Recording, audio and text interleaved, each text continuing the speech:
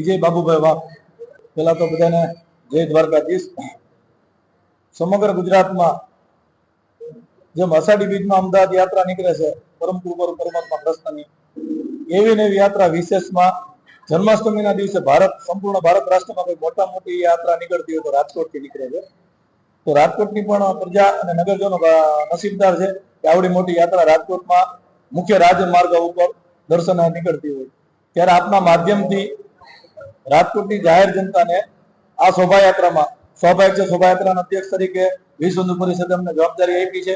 તો જવાબદારીના ભાગરૂપે આપના માધ્યમથી રાજકોટની જાહેર જનતા તેમજ સૌરાષ્ટ્રની જાહેર જનતાને રાજકોટનો લોકમેળો માણી અને શોભાયાત્રા માણે અને આખું રાજકોટ જ્યારે કૃષ્ણમય બનતું હોય ત્યારે 150 થી પણ વધારે ધાર્મિક પ્લોટ, જુદા જુદા જે સમાજને સંસ્કૃતિને છાજે એવા જુદા જુદા અન્ય પ્રકારમાં પ્લોટ તૈયાર થાય છે.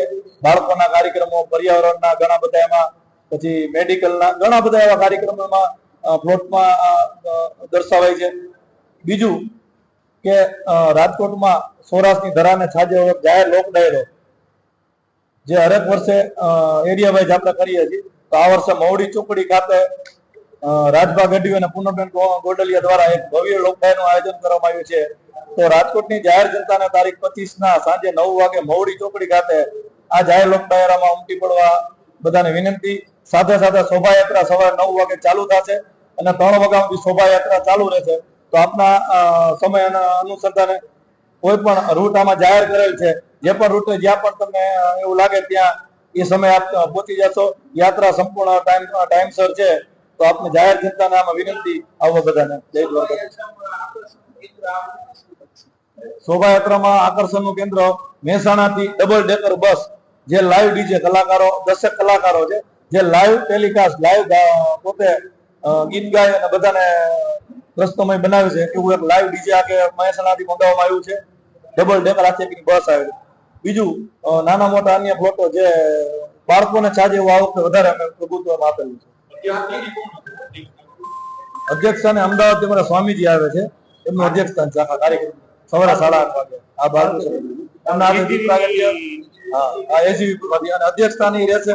દીપ પ્રાગટ્યમાં સંપૂર્ણ જવાબદારી એની છે. આપના માધ્યમથી હું એ પણ કહેવા માંગુ છું રાજકોટના યુવાનોને, કારણ કે 2000 બાઇક છે, સ્વાભાવિક છે આમાં. તો યુવાનોને હું એટલું કહું છું કે ઘરેથી બને તો તલવાર લઈને ન આવો, કારણ કે એવું કોઈ બીજું ન થાય અને શાંતિપૂર્ણ યાત્રા આપણી થાય છે અને કરવાની છે. તો યુવાનોને જોડાવા હાકલે, પણ જે તલવાર ના હાથે છે કે જરૂરિયાત નથી.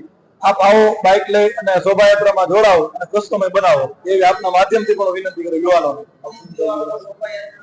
એમાં રાજકોટ બજરંગ દળ દ્વારા જે સ્ટન્ટ કરતા યુવાનો જે ખરેખર ને આમાં કઈ લેવા દેવા નથી, પણ હવે પોતાની રીતે વર્ષોથી સ્ટન્ટ કરવા કદાચ આવતા હોય તેના માટે બજરંગ દળની ટીમ ખડે પગે રહેશે અને એમના કાર્યકરો, બજરંગ દળના તમામ ટીમના કાર્યકરો એમને બાઇક બહાર કાઢી અને એમને ત્યાંથી રથયાત્રામાંથી બહાર કાઢી અને એને જવાબ આપી દેશે. આપના માધ્યમથી સનાતન ધર્મ, જે સનાતન ધરોહર જે બાંગ્લાદેશમાં જે બનાવ બન્યો એ દુઃખદ ઘટના છે, જે હિન્દુ ઉપર અત્યારે અત્યાચાર થઈ રહ્યો છે.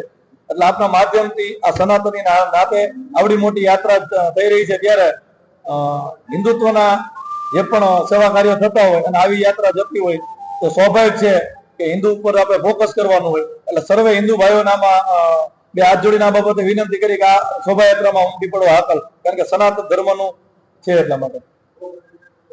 શાંતભાઈ રૂપાલિયા, વિશ્વ હિન્દુ પરિષદ રાજકોટ મહાનગર અધ્યક્ષની જવાબદારી છે.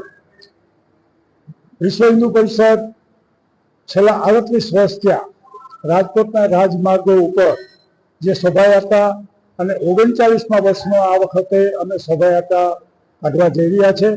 એમાં આ પત્રકાર મિત્રોનું બધાનું હું વિશ્વ હિન્દુ પરિષદ રાજકોટ મહાનગર વતી હાર્દિક સ્વાગત કરું છું. ફરી તમારું સ્વાગત છે. મિત્રો, 1964માં સાંદીપની આશ્રમમાં જન્માષ્ટમીને દિવસે વિશ્વ હિન્દુ પરિષદની સ્થાપના થઈ છે. 7-8-10 લોકોથી આ સ્થાપના વિશ્વ હિન્દુ પરિષદની થઈ આજે વર્ષ બની ગયું છે. મિત્રો, વિશ્વ હિન્દુ પરિષદ જે કંઈ કામ કરે છે, અમારી પાસે એટલી ગૌશાળા છે, અમારી પાસે સ્કૂલો છે, અમારી પાસે એટલી ભવ્યમાં ભવ્ય જે ગૌશાળા છે એની પણ અમે બધું હિન્દુને બચાવવાનું પણ કામ વિશ્વ હિન્દુ પરિષદ કરે છે. બેટી બચાવો બેટી પઢાવો એ પણ કાર્યક્રમ વિશ્વ હિન્દુ પરિષદ કરે છે. મિત્રો, આ 39મી યાત્રા જે અમારી છે એમાં રાજકોટ બિગ ટ્રાન્સપોર્ટ એસોસિએશન ટ્રકો વગર કંઈ થતું નથી. ટ્રકો છે તો શોભાયાત્રાનું વધારે શોભા બને છે. એટલે માવજીભાઈ ડોડિયા છે, હસુભાઈ ભગદેવ છે, હસુભાઈ ચંદારા, દરેક દૂધ ટ્રાન્સપોર્ટ એસોસિએશનના અમારા ભાઈઓ એ બધા આમાં સહકાર આપે છે, જેથી કરીને આ રથયાત્રાને વેગ મળે છે. એકદમ સારામાં સારી આખા ગુજરાતની પણ ભારતમાં કદાચ આપણો બીજો નંબર આ શોભાયાત્રાનો છે. ફરીથી તમે લોકો આજે આ રથયાત્રા જેમ ભાઈએ કીધું મૌડી ચોકડીથી ઉપલા કાંઠે બાલક હનુમાને સમાપન થશે. 22 કિલોમીટરની આ અમારી યાત્રા છે. એક એક ચોકમાં શણગાર છે, બધે ચા પાણી નાસ્તો શરબત બધાની વ્યવસ્થા રાજકોટની જે ધર્મપ્રેમી જનતા છે બધી વ્યવસ્થા એ લોકોએ કરી છે. અમારી યાત્રા કલાક સવા કલાક લેટ ચાલે છે ક્યારેક ક્યારેક, પણ આ વખતે અમે ટાઈમે ચાલશું એવી અમારી એક નીતિ નક્કી કરેલ છે.